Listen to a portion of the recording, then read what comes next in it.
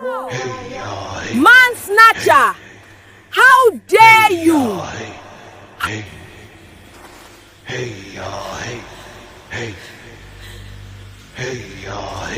My child, do not be afraid, for I am always with you. Wipe your tears and fetch the water. Go now.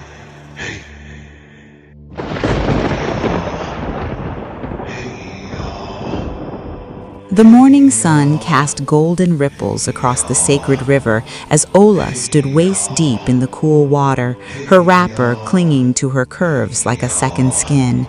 The indigo fabric, tied just above her breasts, hugged her generous body in the traditional way of unmarried maidens, though at 30 harvests, she had long passed the age when most women bore children for their husbands. Tears streamed down her beautiful face, mixing with the river water that lapped against her bronze skin. "Do not be afraid, my daughter," came a voice like distant thunder, softened by rain. Ola turned to see the river goddess standing beside her, a woman of perhaps 60 harvests, yet possessing an ageless beauty that made mortal loveliness seem like a pale shadow. The goddess's white wrapper seemed to shimmer with the river's own light. "I am always with you," the goddess said, her hand touching Ola's shoulder with the gentleness of flowing water. "The path ahead will test you, but you will not walk it alone." Ola wiped her tears with the back of her hand and nodded, though her heart still felt heavy. She filled her clay pot with water, balanced it expertly on her head, and began the walk back to the village. The red earth path wound through clusters of mud houses with thatched roofs. As Ola passed the compound where the young maidens gathered to pound yam, their voices rose in cruel harmony. "There goes the witch," one called out, her face twisted with jealousy. "Beautiful snake, she has charmed all our men with her evil."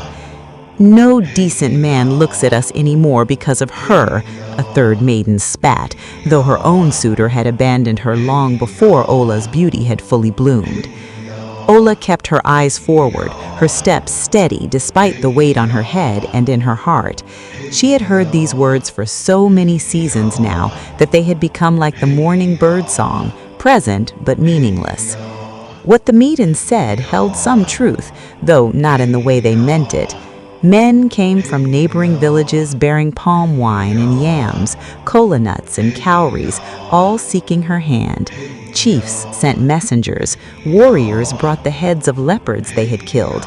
Even married men looked at her with a hunger that made their wives curse her name in the dark. But Ola had refused them all. At the palace of the Igwe, Ola's mother, Obiagali, stood with her head bowed before the king and his son. The Igwe sat on his wooden throne, carved with the symbols of their ancestors, his coral beads clicking as he shifted his weight. Prince Nnamdi stood beside him, his arms crossed over his bare chest, the bronze anklets that marked his status gleaming in the dim light filtering through the palm frond roof. "Your daughter has refused my son for the last time," the Igwe said, his voice carrying the authority of 20 harvests on the throne. "Every maiden in this village would kill to bear the future Igwe's children, yet Ola treats my son like a common farmer." "My king, please," Obiagali began. "Silence," the Igwe's hand slammed against the arm of his throne. "You will go home and tell that stubborn daughter of yours that she has 3 days to accept Prince Nnamdi's proposal. If she refuses, I will make this village a living hell for both of you. Your compound will be seized, your yam barn will be burned, you will be declared outcasts and driven into the evil forest." Obiagali's knees nearly buckled. "My king, I will speak to her. I will try my best." "You will do more than try," Prince Nnamdi interrupted, his voice smooth as palm oil but cold as the Harmattan wind. "You will make her understand that her beauty will not protect her from my father's wrath. She will be my wife, or she will be nothing." Obiagali pressed her forehead to the ground 3 times, then hurried from the palace, her wrapper nearly coming loose in her haste. When Ola reached her compound, she found a stranger waiting, a tall man wearing the wrapper style of the Eastern kingdoms, his skin marked with the tribal scars of his people. "I am Okoro, son of the Eze of Amaeke," he announced as Ola set down her water pot. "I have traveled for 3 days to seek your hand in marriage. My father offers 20 cows, 50 yams, and 10 bags of cowries for your bride price." Ola's mother, who had just arrived from the palace, opened her mouth to speak, but Ola raised her hand. "I thank you for the honor you bring to my mother's house," Ola said, her voice tired but firm. "But I must ask you, as I have asked all the others, please let me rest. I do not want any of you as a husband." The man's face darkened. "You refuse the son of an Eze? What maiden refuses such wealth?" "This one does," Ola said simply. "May the gods guide you safely home." The man left, muttering about the madness of beautiful women, while Obiageli sank onto the wooden bench outside their hut, her face in her hands. That evening, mother and daughter sat outside their home, the cooking fire casting dancing shadows on the mud walls. The evening air carried the sounds of the village settling into sleep, children being called inside, goats bleating in their pens, the distant sound of drums from a ceremony in the next compound. "The Igwe summoned me today," Obiageli said quietly, her hands working mechanically at the bitter leaf she was preparing for the next day's soup. Ola looked at her mother and saw fear written in every line of her aging face. "He says you must marry Prince Namdi. He says if you refuse again, he will destroy us both." Ola was silent for a long moment, watching the fire. "And what did you tell him, mother?" "I said I would speak to you."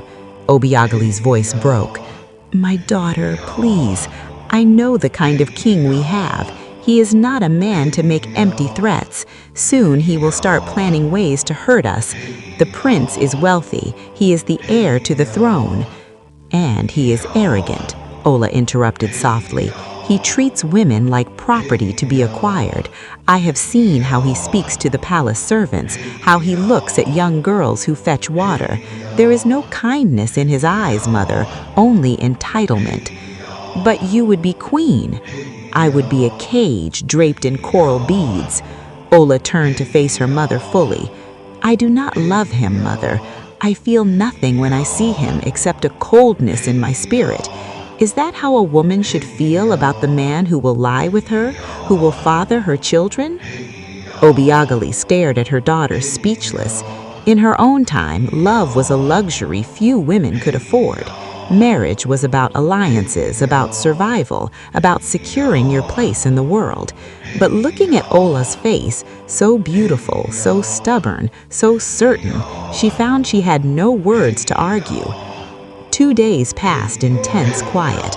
On the 3rd day, 2 palace guards arrived at Ola's compound carrying clay pots filled with palm wine, baskets of dried fish, and folded wrappers of the finest aquete cloth. "The prince sends these gifts," the taller guard announced. "He says to tell you that his patience, while great, is not endless." Ola, who had been sweeping the compound, set down her broom. "Tell the prince I appreciate his persistence, but my answer remains the same. Take the gifts back to the palace." The guards exchanged glances. "Our instructions were not to return without your acceptance." "Then you will have to disobey your instructions," Ola said calmly. The guards returned to the palace with the rejected gifts. Prince Namdi's face went dark with rage when he heard the news. "Go back," he commanded. "Tell her to come to the palace to speak with me, and if she refuses, carry her here by force if you must." When the guards returned and delivered this message, Ola stood firm. "I will not go." The shorter guard, who had been sympathetic to her plight, looked uncomfortable. "Nwanyoma, please do not make this difficult." Before Ola could respond, the taller guard grabbed her arm. She struggled, but he was strong, and within moments he had lifted her over his shoulder like a sack of yams. Obiageli screamed and tried to pull her daughter back, but the second guard held her away as they carried Ola down the village path towards the palace. Obiageli stood outside her compound, tears streaming down her face as her neighbors watched in silence. No one dared interfere with the Igwe's guards. In the palace courtyard, the guards set Ola down roughly. Prince Nnamdi stood waiting, his face a mask of barely controlled fury. "You dare reject my gifts? You dare refuse to come when I summon you? What kind of woman are you?" Ola straightened her wrapper with dignity, though her arm ached where the guard had gripped her. "I am a woman who knows her own mind." "Your mind?" Nnamdi laughed, but there was no humor in it. "Your mind should tell you that no other man will marry you if I don't. Every man in this village knows that I want you. Who would dare compete with the prince? You will grow old in your mother's compound, barren and alone, unless you accept me." "Then perhaps that is my fate," Ola said quietly. "I could force this," Nnamdi said, stepping closer. "My father could declare us married by royal decree. You could wake up tomorrow as my wife whether you wish or not." Ola met his eyes without flinching. "You could, but you would never have my heart. You would lie beside a woman who hates you, who counts the days until the gods take you. Is that the wife you want, my prince?" For a moment, something like uncertainty crossed Nnamdi's face. Then his expression hardened again. "When the time comes," Ola said softly, "you will understand why I refused you. May the gods guide you to the wife you truly deserve." She turned and walked out of the palace, leaving the prince staring after her in frustrated rage. That same evening, the Igwe visited the shrine of Ezemuo, the village's most powerful medicine man. Ezemuo threw his cowrie shells and studied their patterns in the dim light of palm oil lamps. His face grew grave. "My king," he said slowly, "you must never let any other man marry this woman Ola." "I know she is beautiful."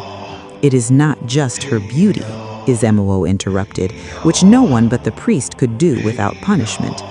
"Ola carries every gift of life within her. What most men see is only the shell, her beautiful face, her womanly body, but inside she carries prosperity, wisdom, favor from the gods. Whichever man marries her will know wealth and peace beyond measure. His compound will flourish, his children will be great, his name will be remembered for generations." The Igwe leaned forward. "Then my son must have her." "The shells say there is danger in forcing this union, but yes, she must not go to another man." The Igwe nodded and left the shrine, his mind already plotting how to ensure his son's destiny. 5 days later, the village celebrated the Feast of the New Yam. The square was crowded with people in their finest wrappers, musicians beating out rhythms on drums and wooden gongs, women dancing with painted calabashes balanced on their heads. But the highlight of the festival was always the final fight between the two slave warriors who had survived the brutal elimination matches throughout the season. The winner would be granted freedom, though he would still bear the mark of an outcast, forbidden from owning land within the village, from speaking in the council, from touching freeborn women. This year's final fight was between Ikem and a massive warrior from a captured village to the north. Ikem was not particularly large. He had a normal build, perhaps a bit lean from the sparse rations given to slaves, but he was quick, and there was an intelligence in his eyes that set him apart. The fight lasted for nearly an hour under the hot sun. The northern warrior had strength, but Ikem had strategy. He dodged, he waited, he struck when his opponent was tired. Finally, with a move so quick the crowd gasped, Ikem swept the bigger man's legs and pinned him to the ground until he yielded. The village erupted in cheers and drumming. Ikem stood, breathing hard, his dark skin gleaming with sweat. Despite his humble status, there was no denying he was a handsome man. Strong jaw, bright eyes, a smile that transformed his face when it appeared. Izemuo raised his staff for silence. This part of the ceremony was rarely invoked, but it was tradition. The winner is now a free man, though he remains outcast, Izemuo announced. If any maiden wishes to take him as a husband, let her come forward now and make her intention known. The victor may then choose from among those who present themselves. Silence fell over the square. The maidens looked at each other, then away. An outcast was still an outcast after all. Better to marry a poor farmer who was freeborn than a former slave, no matter how brave. The silence stretched. Ikem's face remained neutral, but something in his eyes dimmed. He had expected this. Then, from the crowd, a woman stepped forward. The collective gasp was like wind through palm trees. It was Ola. She walked with her head high, her wrapper bright as sunset, her beauty so striking in the afternoon light that it seemed almost otherworldly. She came to stand before Ikem in the center of the square. "I indicate my interest," she said clearly, her voice carrying across the stunned silence. "I wish to marry this man." For several heartbeats, no one moved, no one spoke. The Igwe sat on his ceremonial throne, his mouth open in shock. Prince Namdi had gone pale with rage.